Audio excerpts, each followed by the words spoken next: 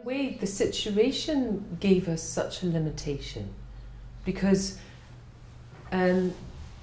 we were stuck filming Neil's stuckness, and for a while I remember thinking, you know, we have nothing else to film. We have to do more things that he imagines. So we'd ask him questions about things that were in his head, but in a way he's a practical Yorkshireman and he's not talking about a lot of things in his head, you know. He's just like, you know, what you see is what you get with Neil.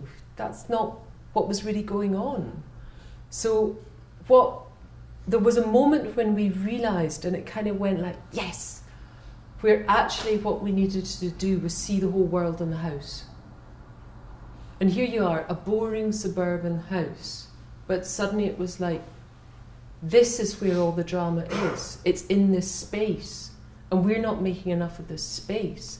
And that's when we began doing things like filming the curtains in that way. Because it was like, okay, so his stuck POV is that he sees the curtains, he sees the window. So the whole drama of the film has to be the changes of time in the curtain, with Louise opening and closing, and that sense, you know, the way you are as a kid and you look at the patterns in a curtain and it becomes like a world of just thinking like that. And then the window is what he sees all the time. So what's happening through the window becomes like about so much, you know, in a way. So I think we tried to use the limitations of the house. We did a lot of lovely shots of Oscar's toys, which I'm very sad is not in the film. The editor hated them. And I kept, when the editor was out, I kept putting them in. And every time he came back, he'd put them out. So we had this kind of battle of the toys, and I think there's probably 2 toys left.